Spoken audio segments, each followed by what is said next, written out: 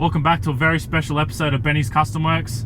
If you're seeing this, we've just hit 100,000 subscribers and we're totally over the moon. So thank you to everyone who's subscribed to the channel, everyone who's supported us from the start, including Sparesbox, every partner that we've had, Haltech, GFB, Hughes Transmissions, everyone else that's been involved. It's just been fantastic.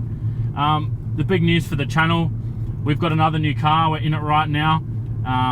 It is a Toyota Century, so we thought we'd tie it in with 100,000 subs. But yeah, this is the new car. This has actually had a massively long story. I bought this thing in December 2018, before these things were legal to be imported into Australia. At the time, the rules were supposed to change in 2019, but now here we are in October 2020, and it's finally here in the country. Those of you who follow my Instagram may have seen a little bit of a hint about this car coming in a couple of weeks ago. Put a little tidbit up there, but it's finally here. We've managed to take it for a bit of a test drive today. It'll still be a couple of weeks till it's finished and we can actually bring it home full time. But yeah, for now we've just wrangled it for the afternoon, take it for a bit of a cruise.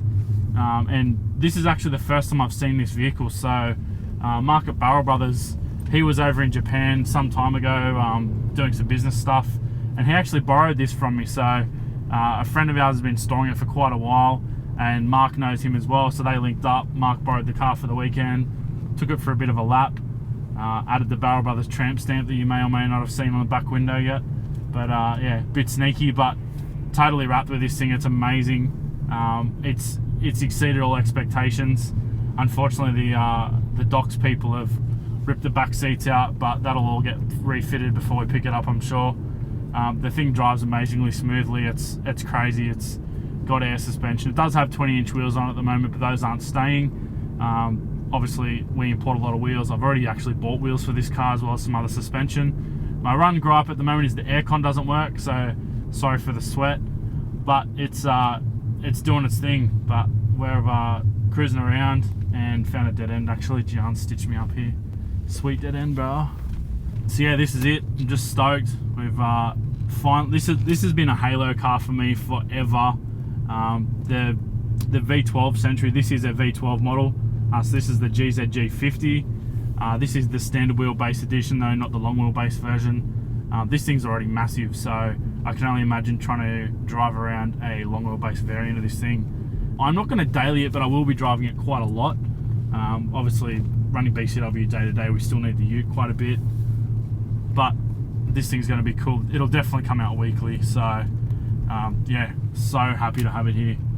It's you probably can't really see the emotion that's attached to this car, but it's taken so long to have this thing. I almost gave up and resold it a couple of times. Like I said, the rules to actually bring this thing in will push back and push back and push back, and yeah, I kind of almost was at the point of selling it back in Japan again, and then started talking to some people, and they're like, no, sit in, it's going to come out. And yeah, now my Century's here, but there's also about another 20 or so Centuries in Australia. To my knowledge, there was one here already as a personal import, and that was the only one I knew of that was road registered. There's a ton of the engines here though. Actually, the V12 engines are actually fairly common for importers. Al up at the skid factory, he's been mucking around with the Toyota V12 for quite a while. He's been putting them in all sorts of stuff, including the FJ40, which ended up twin turbo. That thing's pretty wild. But yeah, I really wanted to get the car that went with that engine, so yeah, pushed forward and persisted, and here we are. It's yeah, there's a few plans for it. We're not going to go wild with it. I've got an exhaust, got some suspension bits, already mentioned the wheels, and it's just going to be a family cruiser. It's massive, so I'll be able to put my family in it and go road tripping wherever we want. I've already got a road trip planned to go into country New South Wales with it. Yeah, that's what I thought. So yeah, we're going to be road tripping all over the place, and it's just going to be something that we can jump in and have a good family getaway with, rather than... Bloody GPS lady keeps interrupting. So yeah, we're just going to road trip it and just have a nice family car that we could go and enjoy together, rather than have a race car or all these other fast things. This isn't going to be fast. Oh, we're here, we've arrived, wherever here is. So I've already mentioned that we've got a few plans for the car, but it does actually already come with a lot of good stuff. So this car is a 1990 GZG50, so it comes with the 4-speed transmission. There's a later model which does come with a 6-speed. That has a lot of aesthetic upgrades over the Series 1, which is what this is. However, the previous owner of this vehicle has done a lot of those Series 2 retrofits, including the crystal headlights. It's got the full LED factory taillight upgrade, and they've also resprayed the whole car, which I was a little bit dubious about. Japanese paint jobs traditionally aren't amazing. However, this thing is very, very well done, to the point where they've stripped the doors. I actually didn't realize this car was painted when I bought it, so that kind of is testament to the paint job and the work that was carried out on it. But it's yeah, everything on this car has actually been done to a really high level. Like I said, the previous owner's done some stuff to it.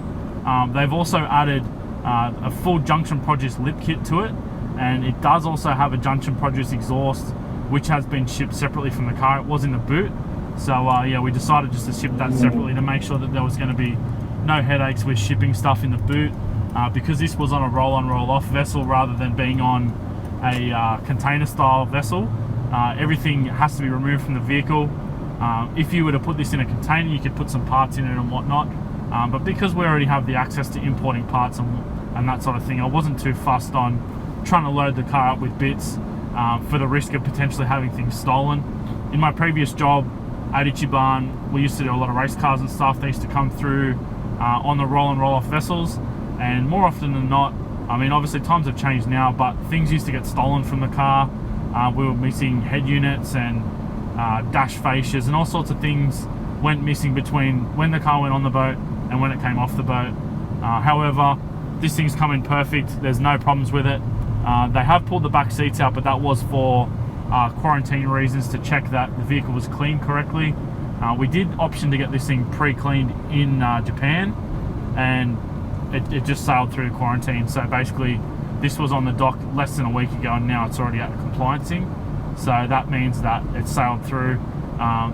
Generally stuff does get held on at the port for cleaning and whatnot 2 or 3 times sometimes, but yeah, we were lucky enough that it sailed through. 100,000 subscribers is a massive milestone. Thanks to you guys for all your support. Thanks to Sparesbox, thanks to Haltech, thanks to Hughes Performance. All those guys have backed us from the start. We're stoked to have them on board. We're also stoked to have you guys watching our stuff weekly. It's definitely a bit of a passion project. We love doing the stuff that you guys are watching, and equally we love getting the feedback and reading the comments. Yeah, we're just stoked to be here. So thanks for watching, guys, and we'll see you next time.